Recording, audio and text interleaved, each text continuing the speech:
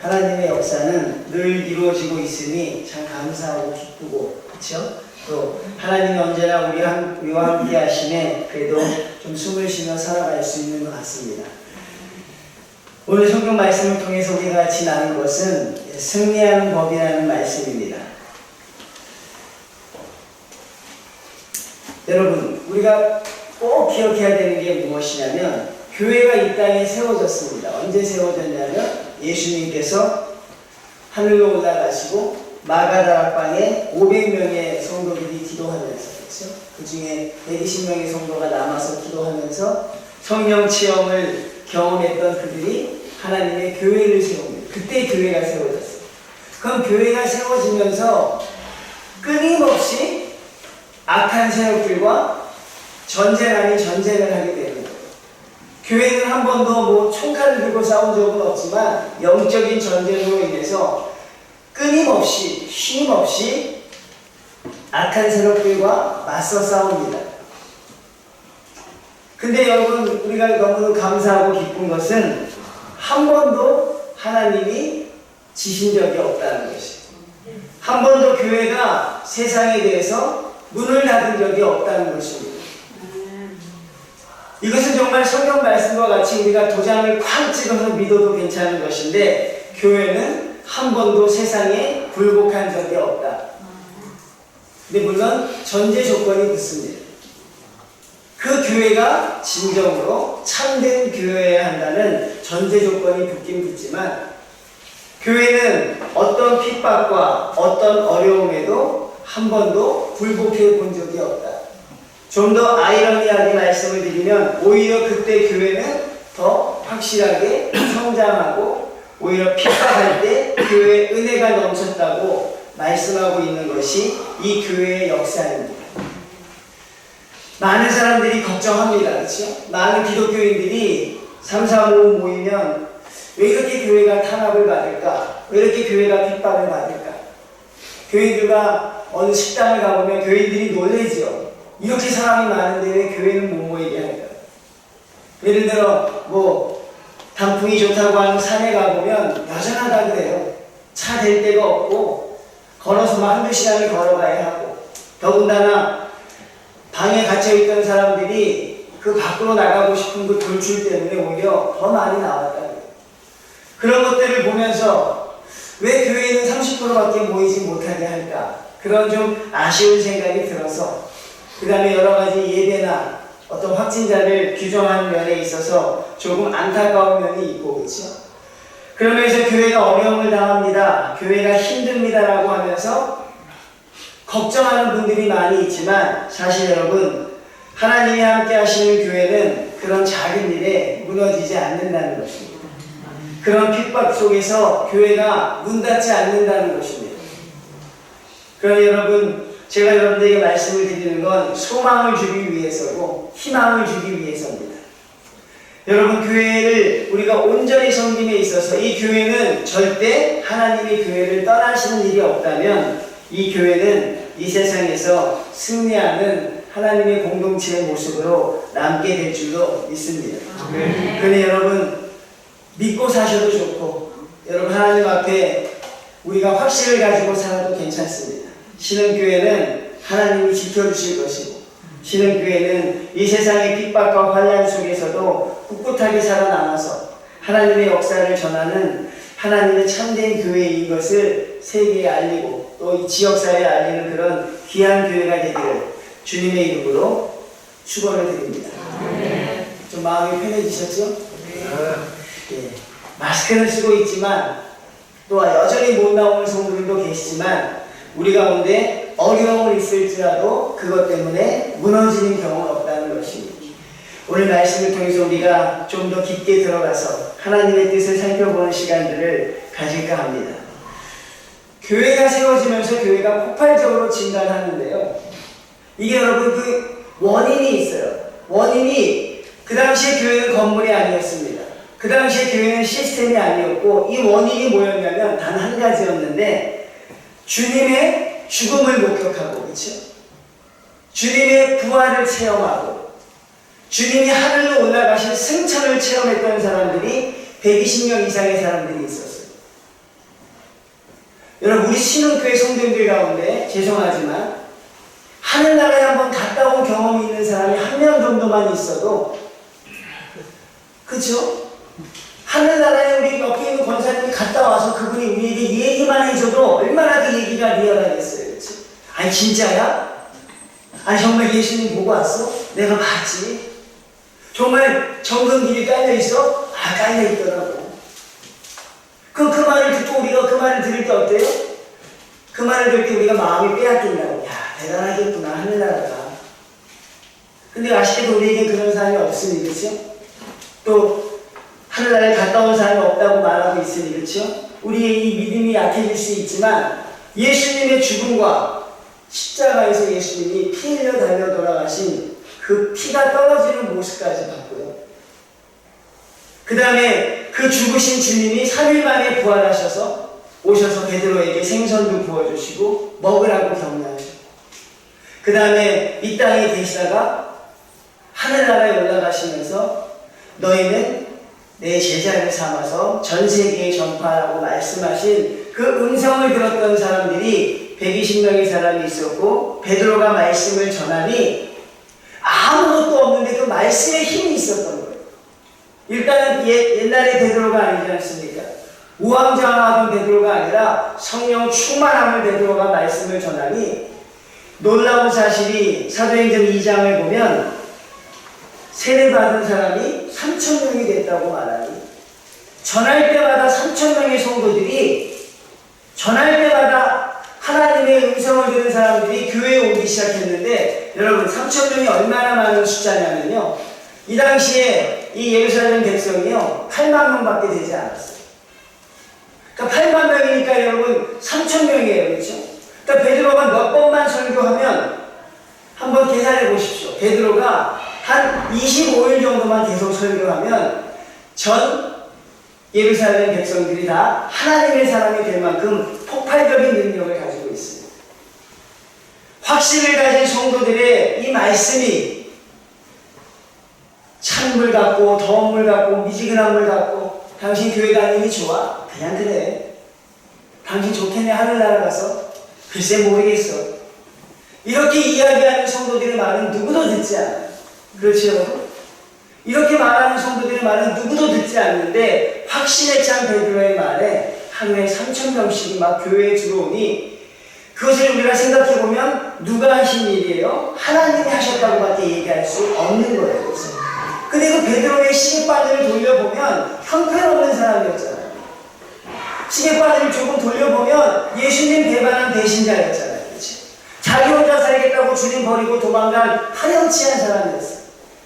베드로는 하나도 바뀐 게 없는데, 주님의 성령을 체험한 베드로와 그 전에 베드로가 이렇게 달랐다는 거예요. 그래서 담대하게 복음을 전할 때 3,000명씩 교회에 들어오는데, 거기에다 도장을 또 꽝 찍는 사건이 있는데, 베드로와 요한이요 성전문에서 구걸하던 안진뱅이를 일으켜요.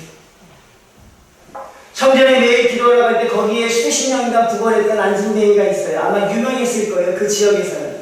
왜? 성전 앞에 있으니. 근데 그 안진뱅이를 이 베드로와 요한이 나사렛 예수의 이름으로 일어나 걸으라고 하면서 그를 일으킵니다. 근데 이 사람이 너무 좋으니까요, 집에 가지 않고 내가 증인이 되겠습니다 하는 거예요. 내가 당신 전할 때 내가 옆에 서 있겠습니다. 내가 옆에만 서 있어도 아마 큰 힘이 될 것입니다. 그리고 그가 베드로와 요한을 따라다녀요. 그러니까 항상 설교할 때마다 성령의 체험을 목격한 베드로가 설교하죠. 그 다음에 그들이 봤을 때 수십 년간 안진뱅이로 살던 구걸한 거지가 옆에 건강하게 서 있으니, 여러분 되겠어요, 안 되겠어요? 이건 베드로가 아니어도 돼요, 그렇죠? 이건 여러분도 할 수 있고 나도 할 수 있어, 그렇지? 왜? 그 사람이 일으켜서 뛰어다니잖아요, 앞에서. 설교가 막히면 한 바퀴 뛰셔보면 될 것 같아요. 성도들이 졸고 있으면 한 바퀴 뛰셔보면 막 성도들이 길장을 거. 왜? 우리가 보던 안진뱅이 일어나 걸으잖아요. 누구 때문에 걸은 거예요? 나사렛 예수 그리스도의 이름으로 일어나 걸었으니. 교회가 얼마나 뜨겁겠어요, 그렇지? 근데 여러분, 교회가 뜨거울 때 기뻐하지 않는 사람들이 있어요. 사랑하는 성도님들, 교회가 부흥할 때 기뻐하지 않는 사람들이 성경에 있다고 말해요. 교회가 성장할 때 기뻐하지 않는 사람들 누굴까? 세상 사람들일까요? 교회가 막 부흥하면 동네가 시끄럽고 어려우니 이 지역 사람들이 교회를 부흥을 기뻐하지 않는 게 아니라 성경의 역사는 무엇이냐면요. 오늘 성경을 보면 누가 기뻐하지 않는다고 하냐면요. 1절 말씀 나옵니다. 사도들이 백성에게 말할 때에 제사장과 성전 맡은 자들과 사두개인들이 기뻐하지 않아요. 이게 여러분 신약시대를 우리가 보는 하나의 관점이 되어야 되는데 교회가 시작할 때 교회를 적대시하는 사람들은 외부 사람이 아니었어요. 우리가 말하기 두려울 수도 있지만 언제나 교회를 적대시하는 것은 교회에서 정통하다고 하는 사람들이었어요. 제사장들 어떤 사람인지 아시잖아요. 그렇죠? 성경을 여러분 창세기부터 계시록까지 어찌 보면 암송할 수 있는 사람들일 수도 있고 태어나면서부터 교회에서 예수님의 말씀으로 컸기 때문에 얼마나 경건한 사람들입니까? 그 다음에 사두개인들 이 사람들의 그 경건성은 따라갈 수가 없다고 하는데 그들이 교회가 성장하는 데 있어서 그들이 가장 큰 적대자가 되고 있다는 사실이 이게 여러분 저는 성경을 보면서 참 이게 우리에게 주어진 현실입니다. 교회가 가지고 가야 할 문제입니다. 교회는 외적인 세력에 의해서 한 번도 무너진 적이 없다고 해요. 네로 황제가요 믿는 사람들을 다 죽이려고요 얼마나 끔찍한 일을 자행했는지 아실 것입니다. 예수 믿는 사람들의 씨를 말리려고 그들을 완전히 죽이려고 어마어마한 데서 화형을 시키기도 했고 그렇죠? 믿는 사람들은 다 죽이겠다고 해서 이 예수 믿는 사람들이 동굴에 숨어뒀던 그때가 있는데 교회는 오히려 더 부흥했다는 거예요. 제가 미리 소개를 드리면 제가 베드로가 설교할 때 성도님들 몇 명이 교회에 들어왔다고 했죠? 3,000명씩 들어왔다고 했어요. 여러분 한번 4절 말씀 한번 보겠습니다. 4장 4절 3절부터 읽으면 그들을 잡음에 날이 이미 저물었으므로 이튿날까지 가두었으나 말씀을 듣는 사람 중에 믿는 자가 많으니 남자의 수가 몇 명이라고요? 베드로와 요한이 옥에 갇히면 끝났다고 생각했거든요. 베드로와 요한만 옥에 가둬서 그들만 결박하면 끝날 거라고 이 바리새인과 사두개인들이 생각을 했는데 놀라운 일이 벌어져요. 오히려 베드로가 이 땅에서 감옥에 갇히지 않고 전할 때보다 더 많은 숫자 5,000명이 들어왔다. 할렐루야. 가슴이 뛰지 않으십니까 여러분? 전 이걸 볼 때 하나님의 역사는 우리가 하나님의 뜻에 따라 순종하기만 하면 하나님이 하시는구나 하는 생각을 하게 되는 거예요. 이리저리 흔들리지 않는 거죠. 그렇죠? 하나님의 뜻에 맞게 서 있으면 하나님이 역사를 감당해 주신다는 걸 이걸 보고 깨닫게 되는 거예요. 베드로와 요한이 옥에 갇혀서 초대교회가 어마어마한 어려움을 당해서 교회가 끝났나 보다 생각할 때 바리새인과 사두개인들이 초대교회를 이제 끝냈다고 생각할 때 생각지도 않던 사람 3,000명이 아니라 5,000명의 숫자가 하나님을 믿겠다고 더 생겨나고 있으니 이 얼마나 대단한 하나님의 역사인가 하는 것이 얼마나 기쁘고 감사한가. 근데 이때 기뻐하지 못하는 자들이 있다고 했잖아요.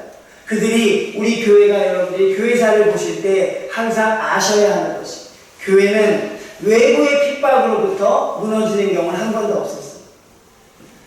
교회는 정치와 권력이 탄압해서 무너진 적도 한 번도 없었습니다.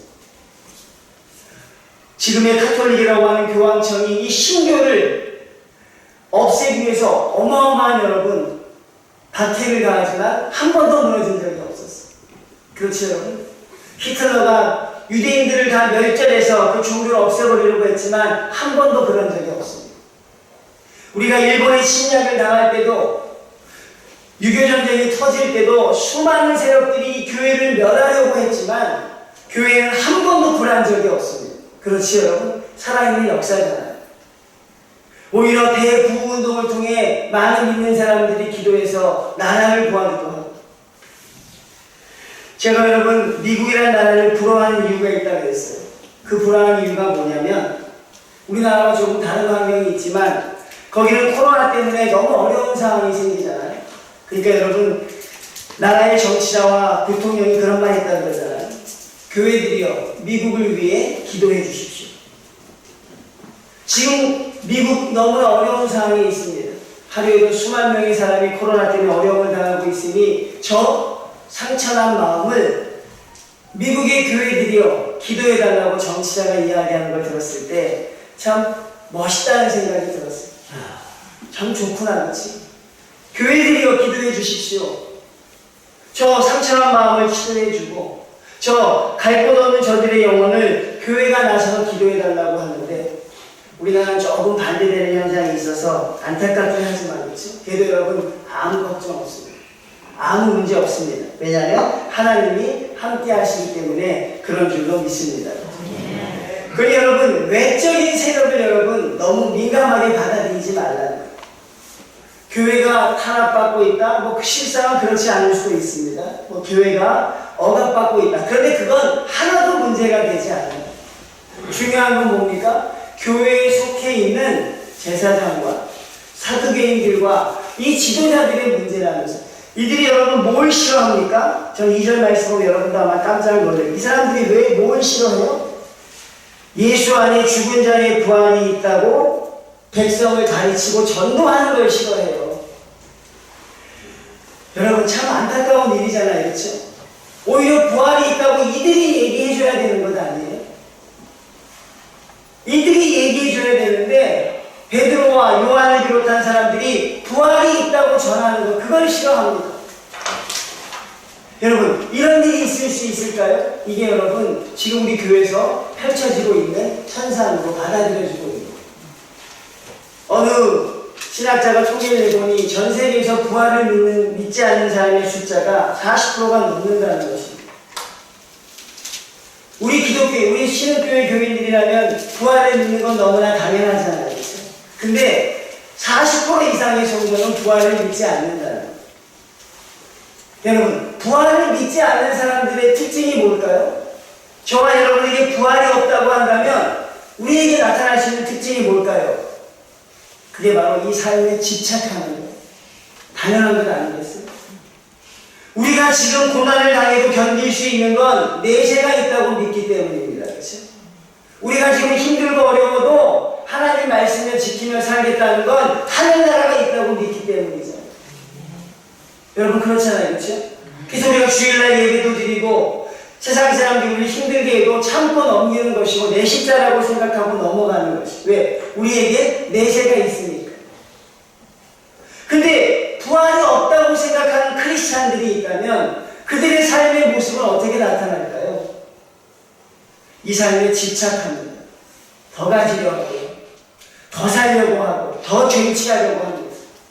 그래서 이 구원이 하늘나라 가는 수단이 아니라 자신의 꿈을 이루기 위한 수단이 되어버려요. 굉장히 제가 중요한 말씀을 드려요. 교회에 다니는 것, 신앙생활하는 것, 주님께 받은 구원이 하늘나라로 가기 위한 은혜의 선물이 아니라 내 안에 있는 욕망과 꿈들을 실현하기 위한 가치로 바뀌어버리는 거예요. 그래서 교회에서 하나님의 뜻이 아니라 내 뜻을 이루려고 하는 것이에요. 교회에서 하나님의 가치가 아니라 내 가치를 이루려고 해. 그들은 하나님 앞에 서지 않는다는 믿음이 있기 때문에.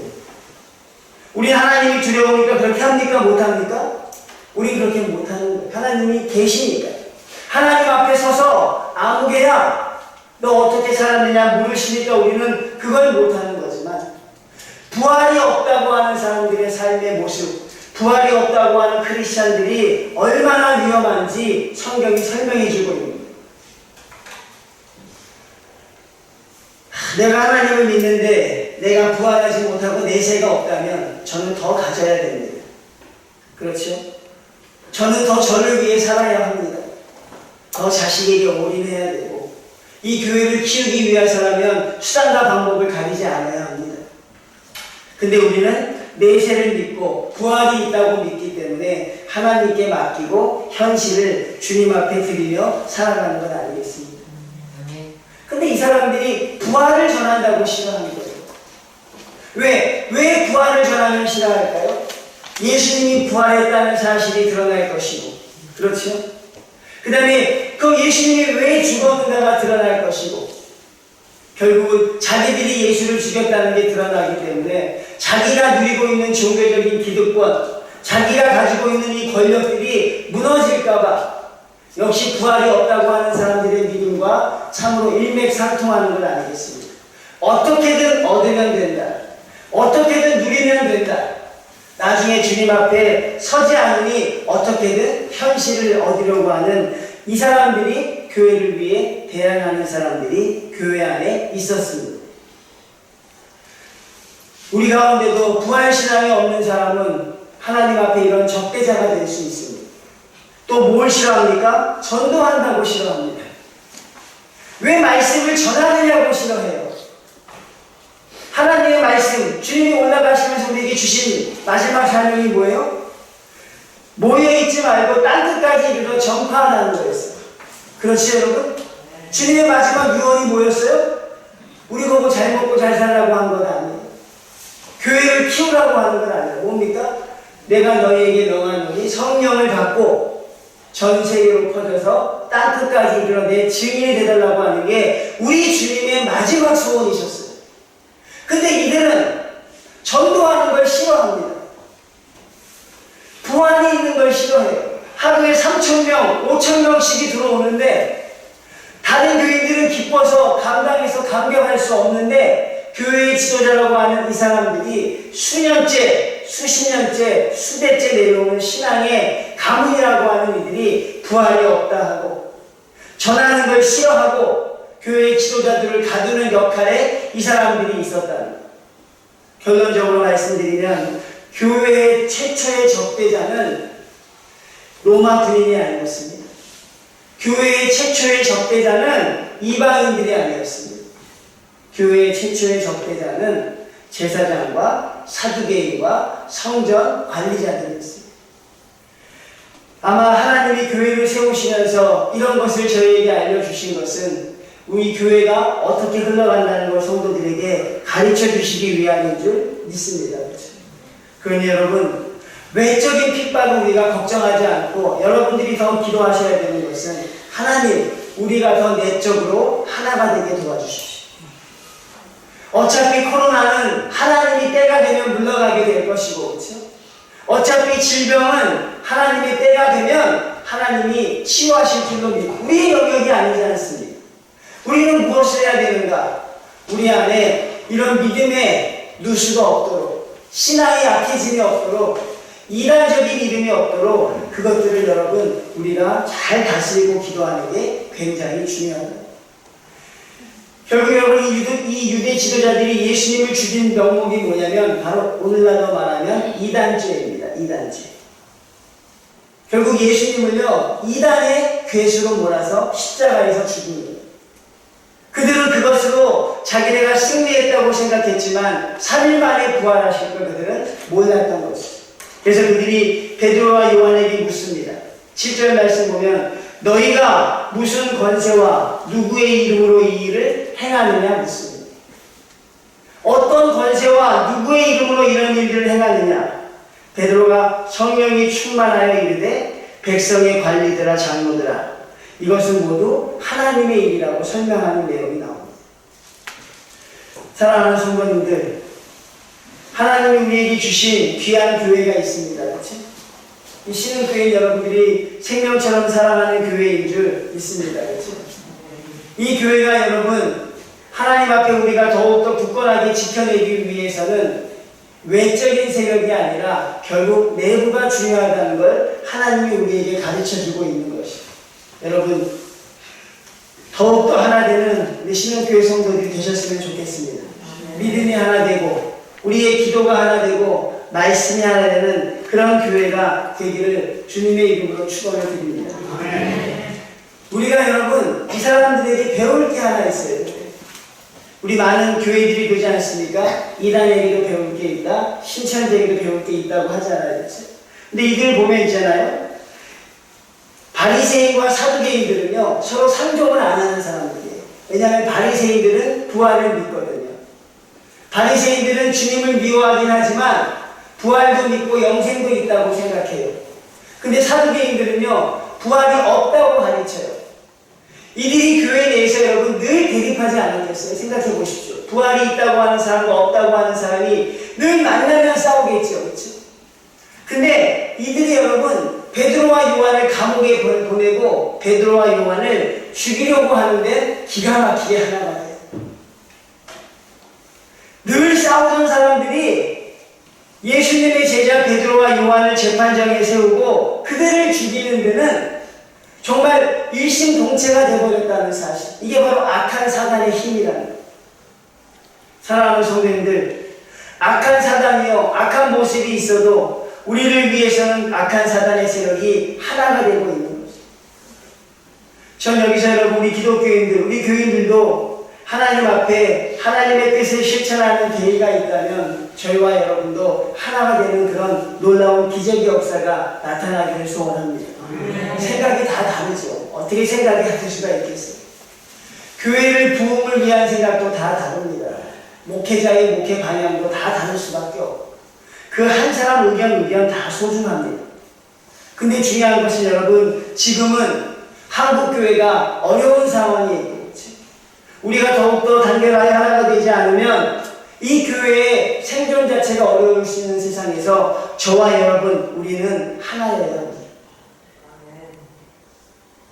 지금 우리에게는 분리의 시간이 없고요. 지금 우리에게는 이 분란의 시간들이 없어요. 생각이 다르고 시간이 다르고 모든 것들이 다르지만 하나님의 뜻 하에 교회가 하나 되어야 된다는 대의 앞에서는 언제나 하나 되어야 한다는 사실입니다. 오늘 하나님이 우리에게 말씀하고 계십니다. 교회는 늘 어려움이 있어 왔다. 교회는 늘 대적의 세력이 있어 왔다.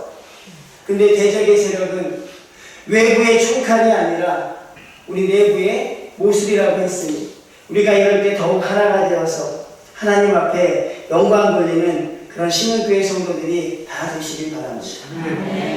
그냥 되지 않습니다. 8절 말씀처럼 성령이 충만해야 돼요. 누가 시킨 성령이 충만하면 이 일을 감당할 수 있게 될 줄로 믿습니다. 그렇죠? 세상적인 지혜는 너무 들어서 식상하다고. 우리가 듣고 싶은 소리는 뭐냐면요, 저희가 듣고 싶은 말은 뭐냐면 성령이 충만한 성도의 음성을 지금 듣고 싶은 거예요. 언론에서 떠도는 그런 이야기들을 저희가 시간 낭비하며 나눌 필요가 없다는 사실입니다. 지금 우리에게 중요한 건 성령이 충만한 베드로와 요한 같은 사도의 말씀을 듣고 싶은 것입니다. 여러분, 어렵고 힘든 때에 성령 충만하기 위해서 주님 앞에 간구하는 믿음의 성도들이 다 되시길 바랍니다. 자, 12절 말씀 봅니다. 다른 이로서는 구원을 받을 수 없나니 천하 사람 중에 구원을 받을 만한 다른 이름을 우리에게 주신 일이 없다. 기독교인들의 삶이 얼마나 험악하다는 걸 지금 보여주고 있어요. 천하에 다른 거 인정하지 않습니다. 뭐만 인정합니까? 하나님만이 참된 구세주라고 말씀하고 있는. 저는 이게 여러분 얼마나 어렵다는 걸 압니다.